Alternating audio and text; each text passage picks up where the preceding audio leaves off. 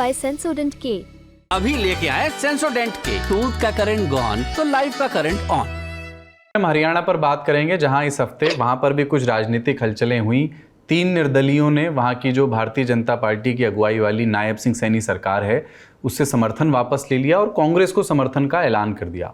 इसके बाद ये हुआ कि जननायक जनता पार्टी के नेता दुष्यंत चौटाला ने कहा कि अगर मौजूदा सरकार को गिराने में इसी चुनाव के दौरान कोई आप प्रयास कर रहे हो तो जेजेपी भी बाहर से समर्थन देने को तैयार है। इसके मायने समझने की कोशिश करेंगे। हमारे साथ सत्येंद्र चौहान है, सीनियर जर्नलिस्ट, हमारे पूर्व सहयोगी भी हमारे संस्थान के, और धर्मेंद्र कंवारी जी हैं, संपादक गुरुकुल ऑफ पॉलिटिक्स के। धर्मेंद्र जी, आपसे शुरुआत करें।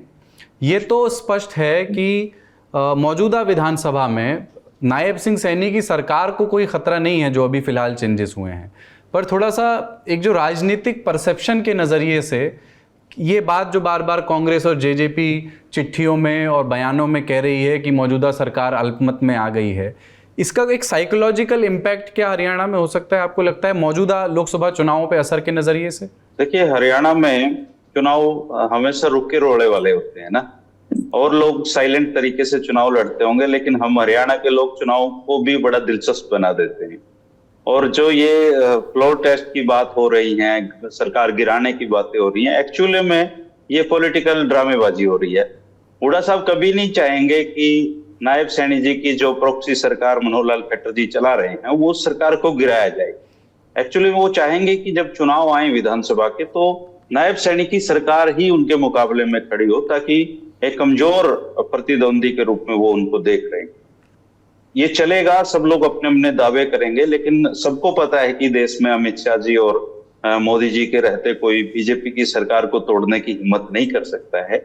लेकिन इन सब बातों के पता होने के बावजूद भी कई बार मैच को बहुत ही रोमांचक बनाया जाता है और जनता के बीच में कुछ मुद्दे उठाए जाते हैं। इस बहाने से ये वो है कि जैसे तू रह तो ले भाई, लेकिन तेरी बेइज्जती तो हो चुकी है, इस तरह का सीन हरियाणा में है। और नायब सैनी की जो सरकार है इसको कोई खतरा नहीं है। अगर खतरा होता तो इस सूरत में तो कम से कम इस सरकार को विपक्ष गिराता नहीं, क्योंकि चुनाव में बहुत ज्यादा समय नहीं बचा हुआ है। दूसरा, आपने देखा होगा मनोहर लाल खट्टर जी के बहुत ही खासम खास हैं जवाहर यादव जी, जिन्होंने हरियाणा में कास्ट पॉलिटिक्स को एक नए तरीके से स्थापित करने की कोशिश की है। उन्होंने कहा है कि विपक्ष, खासकर कांग्रेस के लोग, पिछड़ों का मुख्यमंत्री नहीं देखना चाहते हैं, तो पिछड़ों के सेगमेंट को वो बीजेपी इस बहाने छूना चाहती है। हुड्डा साहब ये बताना चाहते हैं कि इनके पास अल्पमत में हैं ये लोग और एक किस्म से जनता का विश्वास खो चुके हैं। उन्होंने कभी नहीं कहा, उन्होंने कहा कि नैतिक आधार पे ये इस्तीफा दें। उन्होंने ये बिल्कुल नहीं कहा अभी तक कि हम सरकार को गिरा देंगे। तो गिराने गुराने वाली कोई बात नहीं है, पर पॉलिटिकल लोगों को बड़ा ट्विस्ट में इसमें मजा आ रहा है। और खासकर पहली बार ऐसा हो रहा है कि मुख्यमंत्री को सरकार गिरने की चिंता नहीं है, पूर्व मुख्यमंत्री को सरकार गिराने और बचाने की चिंता हो रही है। मीटिंगें वो ले रहे हैं। तो हरियाणा एक बहुत अलग तरह की राजनीति को देख रहा है। और जब नायब सैनी जी मुख्यमंत्री बने थे तो ये कहा जा रहा था कि अगले बंसीलाल जी कहीं साबित ना हो जाएं, क्योंकि एक दौर में ऐसा हुआ था कि पंडित भगवत दयाल जी ने बंसीलाल जी को मुख्यमंत्री बनवाया था ये सोच के कि ये मेरे हाथों में काम करेंगे। लेकिन नायब सैनी जी के मामले में अभी तक ये देखने में नहीं आया। पूरी तरीके से सरकार का जो नियंत्रण है वो पूर्व मुख्यमंत्री मनोहर लाल जी के हाथों में है। नायब सैनी जी आराम से मुख्यमंत्री पद का एंजॉय कर रहे हैं और सारी मीटिंग और सरकार गिराने और बचाने की जो चिंताएं हैं वो मनोहर लाल जी झेल रहे हैं। जी, और वैसे भी संवैधानिक रूप से कोई रास्ता भी नहीं है मौजूदा सरकार को गिराने का, क्योंकि 6 महीने का गैप होना चाहिए अविश्वास प्रस्ताव अगला लाने के लिए, और मार्च में ही विश्वास मत साबित करके नायब सिंह सैनी मुख्यमंत्री बने हैं। सत्येंद्र जी, मैं आपके पास आना चाहता हूं। और रोहतक से ऐलान किया गया, मुझे उस जगह की चॉइस पर भी थोड़ा सवाल पूछना है कि 3 निर्दलीय विधायकों ने जब मौजूदा बीजेपी सरकार से समर्थन वापसी का ऐलान किया तो वो चंडीगढ़ से नहीं कर रहे थे, रोहतक से कर रहे थे। इस समय दीपेंद्र हुड्डा और भूपेंद्र सिंह हुड्डा, हरियाणा की राजनीति में उनकी भूमिका, उनकी सक्रियता के बारे में जरा 2-4 चीज़ें बताइए कि वो इस समय किस किस तरह से कोशिश कर रहे हैं कि भारतीय जनता पार्टी को डेंट किया जाए और कांग्रेस का किला जो है वो और मजबूत किया जाए, खासतौर से जेजेपी जब से अलग हो गई है उसके बाद से, या ये बात जब से और ज़ोर शोर से कही जा रही है कि जाट वोटर इस बार जो है बहुत पुख्ता तौर पर भारतीय जनता पार्टी से नाराज़ है, जो पिछले चुनाव में भी बताया जाता था। राजनीतिक माहौल है ये माहौल कहीं ना कहीं रोहतक से शुरू हो रहा है। और सबसे दिलचस्प बात यह है, जैसा कि अभी मेरे से पहले धर्मेंद्र जी बता रहे थे, कि हरियाणा में जब भी राजनीति की बात आती है तो जो हरियाणवी है उसका जो मोराल है, उसका जो पारा है, वो एकाएक बढ़ जाता है। और हरियाणा में जो पॉलिटिक्स होती है दरअसल वो चुनाव में जीतने से ज्यादा हराने के लिए होती है। यानी कि हरियाणवी लोग ये कहते हैं कि इस इलेक्शन में इसकी हमने मरोड़ काटनी है। ये हरियाणवी एक नेचर है और ये हरियाणवी एक कल्चर है। दूसरी बात, ये जो खेल अब शुरू हुआ है, इस खेल में कोई शहमात नहीं होनी है। इस खेल में कोई सरकार ना बननी है ना बिगड़नी है, लेकिन विधानसभा चुनावों से पहले एक मैसेज गया है और वो मैसेज ये है कि जो डबल इंजन की सरकार है, जिनकी सरकार केंद्र में है, जिनकी सरकार राज्य में है, उसके प्रति मोरल कहीं ना कहीं लोगों का, बीजेपी कार्यकर्ताओं का डाउन हो रहा है। जब आपकी सरकार चल रही है और ऐसे में सरकार को समर्थन दे रहे विधायक ये कह रहे हैं कि हम विपक्ष को समर्थन दे रहे हैं। और दूसरी, अगर इस बात को आप इस तरीके से भी देखें कि यही सरकार कांग्रेस की होती और कांग्रेस सरकार में इसी तरीके से 3 विधायक छोड़कर बीजेपी के पक्ष में चले गए होते तो अभी तक सरकार राज्य में बीजेपी की बन गई होती। दूसरी बात, धर्मेंद्र जी ने जैसा अभी बताया, एक पैरेलल सरकार चल रही है। आज भी जो मौजूदा मुख्यमंत्री हैं मंच पर खड़े होकर ये कहते हैं कि मुख्यमंत्री यहां पर कुछ देर में पहुंचने वाले हैं।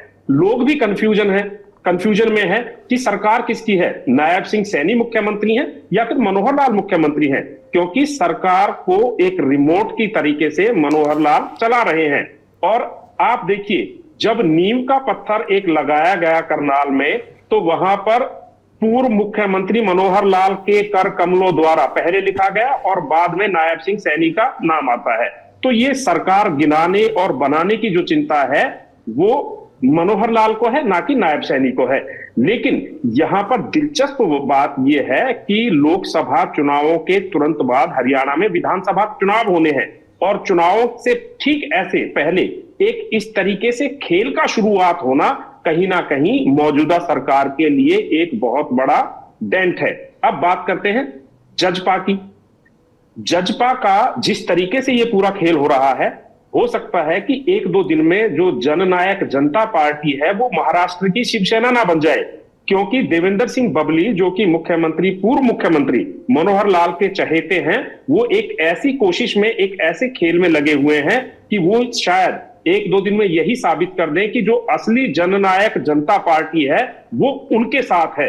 और नैना चौटाला और दुष्यंत चौटाला ये 2 एक तरफ हो जाएंगे और बाकी के विधायक, क्योंकि बाकी के भी विधायकों की बात करें, चाहे रामकुमार गौतम हो, देवेंद्र बबली हो या फिर किसी भी विधायक की रामकरण काला हो, किसी की भी विधायक की बात कर लीजिए, वो कहीं ना कहीं दुष्यंत चौटाला और जेजेपी हाईकमान से नाराज है। और ऐसे में अब चूंकि सरकार को एक बार फिर से अगर बहुमत साबित करने का मौका मिलता है या फिर बहुमत साबित करना पड़ता है या कम से कम जनता को यह दिखाना है कि बहुमत हमारे पास है, तो उन्हें जेजेपी का सहारा चाहिए, क्योंकि 3 निर्दलीय विधायक कांग्रेस को समर्थन दे चुके हैं और बलराज कुंडू जो निर्दलीय विधायक है वो पहले ही कह चुके हैं कि वो सरकार के साथ नहीं है, बल्कि वो तो खुद मांग कर रहे हैं कि ये सरकार गिरे और जो है सरकार अपना समर्थन दिखाए, विधानसभा में अपना विश्वास मत हासिल करे, वो ऐसी मांग कर चुके हैं। तो कुल मिलाकर ये जो खेल चल रहा है ये अभी शुरू हुआ है और इसका खात्मा जिस तरीके से होगा उसमें एक बड़ी राजनीतिक उथल पुथल उठापटक की जो है आवाज आपको सुनाई देगी दिल्ली तक। ठीक है धर्मेंद्र जी, विधानसभा चुनाव की बात पहले हो गई है तो उसी से सवाल फिर लोकसभा पे अंतिम में एक संक्षेप में सवाल लूंगा। जिन्होंने कहा कि मरोड़ काटनी है और हरियाणा में अक्सर ये ट्रेंड होता है कि पहले हराने के बारे में सोचो, कौन जीतेगा ये बात की बात, इसका जिक्र उन्होंने किया।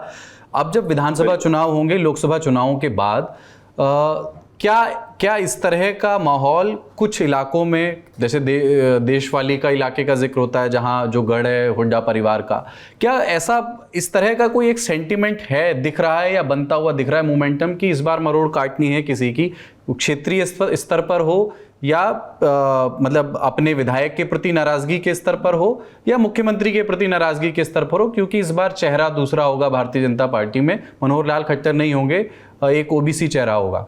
देखिए ऐसा है दोस्त कि वहां पे जो हरियाणा है उसमें जो एंटी इनकम्बेंसी का फैक्टर है वो अभी पीक पे है, और ये निश्चित तौर पे मरोड़ निकालने वाला चुनाव होगा। और ये मरोड़ नायब सैनी जी की नहीं, ये मरोड़ मनोहर लाल खट्टर जी की जनता निकालने वाली है।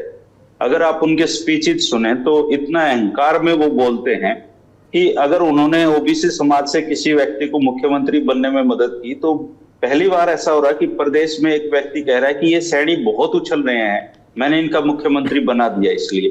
तो ये जो मरोड़ जो निकालने वाला सिलसिला था ये 2014 के चुनाव में शुरू हुआ था, हुड्डा साहब की मरोड़ निकाली गई थी। 2019 के चुनाव में हरियाणा सरकार के कुछ मंत्रियों की मरोड़ निकाली गई थी, और अब 2024 का चुनाव है। देखिए फ्रीक्वेंटली पूरे हरियाणा की, बहुत छोटा सा इतना सा हरियाणा है हमारा, और मैं हरियाणा के हर कोने में महीने में कहीं ना कहीं पहुंचता हूं।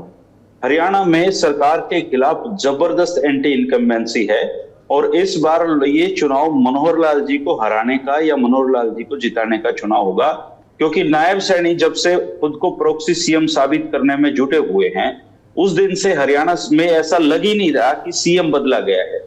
अगर सीएम बदला गया लोगों की नाराजगी को देखते हुए, तो फिर नायब सैनी को एक सीएम के रूप में परफॉर्म करने का भी अवसर देना चाहिए था उनको, वो मनोहर लाल जी नहीं दे पा रहे हैं। इवन ऐसा बहुत सारे जगहों पे चर्चाएं हैं कि आज के दिन तक भी हरियाणा में मुख्यमंत्री निवास पर जो मौजूदा मुख्यमंत्री है उनका एक फोटो तक भी नहीं लग पाया है, और मुख्यमंत्री खुद कंफ्यूज होते रहते हैं कि मुख्यमंत्री कौन है। तो ये चुनाव नायब सैनी जी का चुनाव नहीं है। वो जितने दिन हरियाणा के इतिहास के मुख्यमंत्री उनकी किस्मत में योग में बनना लिखा है उतने दिन तो वो रहेंगे, लेकिन ये मरोड़ निकलेगी, और ये मरोड़ सीधे सीधे तौर पे ये चुनाव मनोहर लाल खट्टर वर्सेस जनता का चुनाव ये है। एक बहुत बड़ा सेगमेंट ऐसा सरकार, अब आप पहली बार ऐसा हो रहा है कि हरियाणा में कांग्रेस को कैंडिडेट भी लोगों ने सजेस्ट करके दिए हैं। अगर कांग्रेस इस गलतफहमी में हो कि कांग्रेस के प्रति लोगों का कोई लगाव है, हरियाणा में ऐसा कुछ नहीं है। हरियाणा में दो ही तरह के वोटर हैं, या तो वो वोटर हैं जो भारतीय जनता पार्टी को पसंद करते हैं, या वो वोटर हैं जो भारतीय जनता पार्टी को हर हाल में हराना चाहते हैं और किसी भी आदमी को लड़ा के वो हरवा देंगे। बीजेपी का पूरा समीकरण कास्ट पॉलिटिक्स पे रहता है। पिछले 10 साल में हरियाणा ने, मैं 40 साल का हो गया हूं, 20 साल मुझे पत्रकारिता करते हुए हो गए हैं, मैं पहली बार ऐसा हुआ हरियाणा में कि कास्ट के आधार पर हरियाणा को बहुत बुरी तरीके से डिवाइड किया गया। पहली बार इन 10 सालों में ऐसा हुआ कि हरियाणा में दंगे हुए। हमारे प्रदेश में आप चाहे किसी भी कम्युनिटी के रहते हो, हरियाणा ऐसा था ही नहीं। तो बीजेपी को चूंकि कास्ट पॉलिटिक्स सूट करती है, इन्होंने उसको उभार दिया, लेकिन हर बुरी चीज का या हर एक फॉर्मूले का अंत का एक समय होता है, और 2024 का चुनाव भारतीय जनता पार्टी के इस फॉर्मूले का एक लिटमस टेस्ट है। अब बहुत हैरानी भरा एक मैं तथ्य बता दूं, हरियाणा पूरे भारत में शायद ऐसा इकलौता राज्य होगा जहां नौकरी के लिए आवेदन करते हुए वहां का जो आयोग है वो आपसे कैटेगरी के साथ साथ आपकी जाति भी पूछता है। बहुत ही हैरानी भरी बात आपको लगेगी ये। तो मनोहर लाल जी को भले ही वो बैकसीट ड्राइविंग कर रहे हो, लेकिन मनोहर लाल जी का ही ये चुनाव है। पिछली बार क्या हुआ 2019 में भी प्रदेश की जनता का एक बहुत बड़ा वोट बैंक इनको हराना चाहता था, लेकिन उन्होंने क्या किया, जननायक जनता पार्टी तब नई पार्टी अस्तित्व में आई थी, दुष्यंत चौटाला का जादू लोगों के सिर चढ़कर बोल रहा था। तो जहां दुष्यंत चौटाला के कैंडिडेट बीजेपी को हरा रहे थे वहां उन्होंने जेजेपी को वोट दिया, और जहां कांग्रेस के कैंडिडेट हरा रहे थे वहां कांग्रेस को वोट दिया। वोट डिवाइड हुआ और भारतीय जनता पार्टी चुनाव जीत गई। त्रिकोणीय मुकाबला जब भी प्रदेश में होगा भारतीय जनता पार्टी को फायदा होगा। अब सीधी लड़ाई आमने सामने की है। बीजेपी के खिलाफ जो वोट बैंक है वो वोट बैंक ये तय कर चुका है कि उनको कांग्रेस के अलावा कहीं वोट ही नहीं डालना है। भूपेंद्र हुड्डा का जो कॉन्फिडेंस लेवल है वो इसलिए बढ़ा हुआ है कि उसको एक बहुत बड़ा सेगमेंट का वोट बैंक बिखरता हुआ नजर नहीं आ रहा है। इसी वजह से देखो, बिना किसी तैयारी के, बिना किसी बहुत बड़े तामझाम के ऐसी प्रदेश में आवाजें आई कि जी फलाने आदमी को कैंडिडेट बनाओ, फलाने आदमी को। आज से 3 महीने पहले कोई कल्पना भी नहीं कर सकता था कि भारतीय जनता पार्टी की 9 सीटें प्रदेश में वो जीत रही थी, लेकिन कांग्रेस कहीं मुकाबले में भी नहीं थी। लेकिन आज कैंडिडेट के चयन की वजह से, जनता के सुझाए हुए कैंडिडेट्स की वजह से कांग्रेस पार्टी लोकसभा चुनाव में भी बिल्कुल मुकाबले में आ खड़ी हुई है। जब आपने ये जिक्र कर ही दिया है तो लगे हाथ आपके नज़रिए से कुछ ऐसी सीटों का जिक्र कर सकते हैं, जैसे रोहतक का नाम तो लिया ही जाता है, फिर सोनीपत का नाम लिया जाता है, जो जहां कांटे का मुकाबला हो सकता है या जहां पर ये हो सकता है कि बीजेपी के लिए मुश्किल लड़ाई है? 2 सीटें ऐसी हैं मैं जिनको आज के दिन क्लियर मानता हूं कि वहां पे मुकाबला कौन सी पार्टी एज में है। आज के दिन रोहतक और सिरसा लोकसभा एक ऐसी 2 सीटें हैं जहां पे ऐसा लगता है कि कांग्रेस मुकाबला जीतने की पोजीशन में है। इसी तरीके से गुड़गांव सीट और करनाल सीट, वहां पे ऐसा लगता है, ऐसा माहौल बन चुका है कि वहां पे भारतीय जनता पार्टी जीत रही है। इसके अलावा जो 6 बची हुई सीटें हैं वहां पे बहुत टफ कंपटीशन बन चुका है। इतना टफ कंपटीशन बन चुका है कि अब चाहे प्रधानमंत्री मोदी जी की वहां पे हर लोकसभा में रैलियां हों तब भी बहुत एक कांटे का मुकाबला हर सीट पे बन चुका है। और इसमें सबसे जो रोचक बात वो थी कि जहां जहां भारतीय जनता पार्टी ने अपने कैंडिडेट को रिपीट किए हैं, उन कैंडिडेट की वजह से भारतीय जनता पार्टी को नुकसान हो रहा है। लोग गांव में सवाल पूछ रहे हैं उनसे, जाने वालों से, कि जी 5 साल आप कहां थे? क्योंकि 3 कैंडिडेट तो भारतीय जनता पार्टी के ऐसे हैं जो एक बार चुनाव जीतने के बाद गांव में गए ही नहीं, लोगों से उनका सामना ही अब चुनाव में हो रहा है। तो 2019 में तो उन्होंने प्रधानमंत्री नरेंद्र मोदी जी के नाम पे चुनाव लड़ दिया, लेकिन अब प्रधानमंत्री नरेंद्र मोदी जी, मुझे नहीं पता देश में क्या सिचुएशन है, लेकिन हरियाणा में प्रधानमंत्री नरेंद्र मोदी जी अब कोई इतना बड़ा चेहरा नहीं है कि जिनके नाम लेके या जिनको आगे करके आप चुनाव जीत सकें। तो जिनकी परफॉर्मेंस कमजोर रही 10 सालों में, चाहे वो कृष्णपाल गुर्जर हो, चाहे भिवानी से चौधरी धर्मवीर सिंह हो, इनको लोगों की सवालों का सामना करना पड़ रहा है। या फिर चाहे नवीन जिंदल हो या फिर सिरसा से अशोक तंवर हो, ये सारे लोग वो हैं जो ये सोच रहे थे कि मोदी जी के नाम पे हम जीत जाएंगे, लेकिन जैसे जैसे चुनाव नजदीक आता जा रहा है इन सबकी मुश्किलें बढ़ती जा रही। ठीक है सत्येंद्र जी, एक सवाल मनोहर लाल खट्टर को लेकर के, उनकी आलोचना का एक बिंदु ये है कि वो अपना मतलब जैसे भारतीय जनता पार्टी जब कोई नया चेहरा प्रदेश में लेकर के आती है, उसके बाद ये अपेक्षा उनसे करती है कि आप नरेंद्र मोदी, आप कमल के फूल के निशान पर वोट हुआ और आप वहां से भारतीय जनता पार्टी जीत करके आई और एक नए चेहरे को चुनाव बाद मुख्यमंत्री घोषित किया जाता है। भारतीय जनता पार्टी में कुछ समय से ये परंपरा है, एक आध प्रदेशों का अपवाद छोड़ करके। योगी आदित्यनाथ उसके उदाहरण हैं, अभी जो नए मुख्यमंत्री बने 3 प्रदेशों में पिछले विधानसभा चुनाव में, वो उसके उदाहरण हैं। पर वे फिर अपने जनाधार पर काम करते हैं या अपने स्वयं को राजनीतिक शक्ति के तौर पर स्थापित करने के लिए, मजबूत करने के लिए काम करते हैं, जो बहुत अच्छे से किया योगी आदित्यनाथ ने।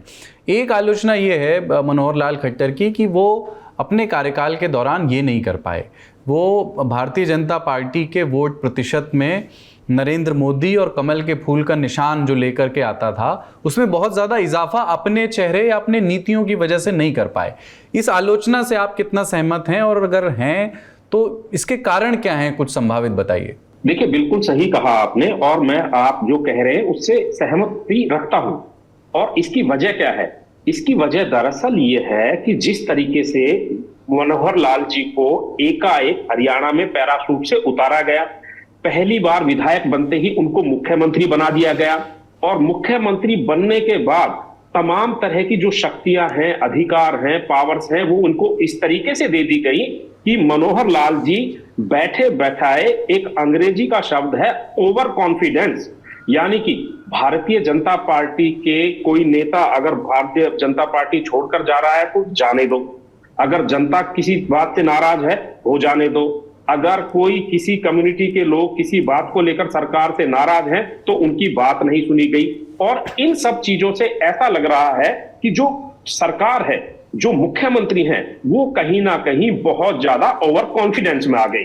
और इस ओवर कॉन्फिडेंस की वजह यह है कि जब आपको सजी सजाई थाली दे दी जाती है और आपने मन मुताबिक व्यंजन खाने के लिए आपको कहा जाता है कि जो पसंद आए वो खाइए, तो वो थाली आपने बनाई नहीं है। उस थाली को बनाने में आपने कोई मेहनत नहीं की है, क्योंकि आप उस व्यक्ति के प्रति वफादार होंगे जिसने थाली बनाकर आपको सौंपी है। और यहां पर चूंकि पूरे देश में प्रधानमंत्री मोदी का एक जादू चला है, तो मुख्यमंत्री मनोहर लाल जो कि पूर्व हैं, लेकिन देखिए अभी भी पूर्व नहीं निकल रहा है, और करनाल से लोकसभा का चुनाव लड़ रहे हैं, लेकिन जिस अंदाज में मुख्यमंत्री चल रहे हैं आज भी वही शानो शौकत बरकरार है, वही सिक्योरिटी है, वही काफिला है, वही अधिकारी हैं, वही कर्मचारी हैं और वही सब सिस्टम जिस तरीके से करनाल में चल रहा है, लोग मनोहर लाल से पास आने के बजाय दूर होते जा रहे हैं। क्योंकि जब आप मुख्यमंत्री होते हैं तो लोग आपके नखरे सहन कर लेता है, लेकिन आप भूल गए हैं कि अब आप मुख्यमंत्री नहीं हैं, पूर्व मुख्यमंत्री हैं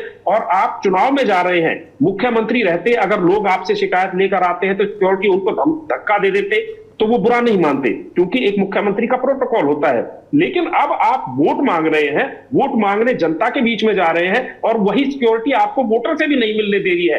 तो ये कहीं ना कहीं मुख्यमंत्री, पूर्व मुख्यमंत्री मनोहर लाल के खिलाफ एक बड़ा मैसेज के तौर पर जनता में जा रहा है। अभी धर्मेंद्र बता रहे थे कि करनाल और गुरुग्राम, मैं बिल्कुल उनकी बात से सहमत रखता हूं और तकरीबन 6 सीटें ऐसी हैं, 6 या फिर मैं 8 भी कहूं तो इसमें कोई अतिशयोक्ति नहीं है। 8 सीटों पर कड़ा मुकाबला सिर्फ कांग्रेस और भारतीय जनता पार्टी के आमने सामने कैंडिडेट्स के बीच में है। लेकिन करनाल सीट पर भले ही लोगों में एक परसेप्शन है कि यहां पर एक सौदेबाजी हुई है, लेकिन जो दिव्यांशु बुद्धि राजा हैं, जिस तरीके से वो आगे बढ़ रहे हैं, मुख्यमंत्री मनोहर लाल को आप ये नहीं मान सकते कि वो चुनाव जीत चुके हैं या उनके पक्ष में चली गई है। वहां पर भी कांटे की टक्कर साफ दिखाई दे रही है। और रही बात जहां से आपने शुरुआत की थी कि यहां पर भारतीय जनता पार्टी के नेता मनोहर लाल की आलोचना के केंद्र क्या है? देखिए, वो संघ की पृष्ठभूमि से आए थे और ऐसा लग रहा था कि जो मनोहर लाल हैं वो एक सादगी का उदाहरण है। लेकिन जैसे ही मुख्यमंत्री बने, उनके सुरक्षा के तामझाम इतने बढ़ा दिए गए, उनकी गाड़ियों का काफिला बढ़ा दिया गया और जो जनता के साथ उनके संबंध थे, संपर्क थे, वो दूर होते चले गए। और जैसे जैसे मुख्यमंत्री मनोहर लाल बोलते गए, अभी धर्मेंद्र जी ने एक उदाहरण दिया था कि वो कह रहे हैं कि ये सैनी बहुत ज्यादा उछल रहे हैं। तो ये एक वाकया नहीं है। इससे पहले पिछले चुनाव में आपने देखा होगा, एक ब्राह्मण नेता के लिए मुख्यमंत्री मनोहर लाल ने ये कहा मुख्यमंत्री होते हुए, तेरी गर्दन काट दूंगा फरसे से। और ये एक वाकया नहीं है। जहां जहां उन्होंने जनसंवाद कार्यक्रम करे, जहां जहां रैलियां करी, वहां वहां पर उन्होंने ऐसे बयान दिए कि जो अच्छे काम के लिए वो मीटिंग कर रहे थे, उसका उद्देश्य बदल गया और लोगों में मैसेज एक घमंड वाला, अभिमान वाला गया। और आज भी ऐसा लग रहा है कि ओवर कॉन्फिडेंस कहीं ना कहीं इस भारतीय जनता पार्टी की सरकार के ऊपर हावी हो रहा है। ठीक है धर्मेंद्र जी, एक आखिरी सवाल जेजेपी की राह को लेकर के, मौजूदा लोकसभा और आने वाले विधानसभा चुनाव को लेकर के भी, भूमिका को लेकर के भी, कि पिछले चुनाव में नई पार्टी थी, इसका जिक्र किया, उनको जाटों ने बड़े पैमाने पर वोट दिया, जेजेपी को चुना और उसके बाद उन्होंने भारतीय जनता पार्टी से जाकर के अलायंस कर लिया, पोस्ट पोल अलायंस, और सरकार में शामिल हुए। तो ऐसी रिपोर्ट्स आई कि इसको लेकर के जाट वोटर्स में अच्छा मैसेज नहीं गया है। इस बार जब वो चुनाव में जाएंगे जेजेपी, तो वो क्या किसी तरह की जाट वोटर्स की ओर से नाराजगी का या चुनौती का सामना कर रहे होंगे? देखिए, निश्चित तौर पे दुष्यंत चौटाला के जीवन का, राजनीतिक जीवन का ये सबसे बुरा दौर चल रहा है और मुझे अफसोस के साथ ये कहना पड़ रहा है कि उनको काफी लंबे समय तक इस बुरे दौर का सामना करना पड़ेगा। आज भी हरियाणा में कोई ऐसी बात होती है तो लोग जयचंद और विभीषण के नामों से पुकारते हैं लोगों को। तो जो उनको जो जितना भी वोट 2019 में मिला था, वो वोट मनोहर लाल खट्टर को सरकार से हटाने के लिए मिला था। लेकिन राजनीतिक सौदेबाजी जो उन्होंने और जो गठबंधन की राजनीति का एक मजबूरी नाम दी और इसके बाद उन पे करप्शन के जो आरोप हरियाणा में लगे, वो आरोप उनके ऊपर आज भी खड़े हैं जो कि। तो वो कहते हैं अपनी जनसभाओं के कि मेरे पास अगले 50 साल राजनीति के हैं, तो मैं कहूंगा कि अगले 25 साल तो कम से कम उनको ये जनता का विश्वास जो उन्होंने गंवा दिया है जनता के बीच में अपना, उसको जाट जो लोग हैं, वो जाट सीधे साधे लोग होते हैं। जाट उनका एक बड़ा कोर बैंक था और जाट कभी भी अपने साथ हुए धोखे को बर्दाश्त नहीं करते हैं। जाट, आप हरियाणा के लोगों में जाइए, आप जाट नॉन जाट का जो कॉन्सेप्ट है वो असल में बीजेपी लेके आई है। लेकिन कहने को जाट एक जाति है, लेकिन मैं ये मानता हूं कि हरियाणा में जितनी भी जातियां रहती हैं, उन सबका रहन सहन, उनका कल्चर जाट का ही है। सारे लोग ही तो यहाँ जाट की तरक्की से बिहेव करते हैं। तो इनका जो वोट बैंक है, दुष्यंत चौटाला का बहुत बुरा समय आ चुका है, लोग उनको गांव में घुसने नहीं दे रहे हैं। चलिए, बहुत शुक्रिया। धर्मेंद्र कवारी हमारे साथ रोहतक से जुड़े हुए थे और सत्येंद्र चौहान चंडीगढ़ से, शुक्रिया।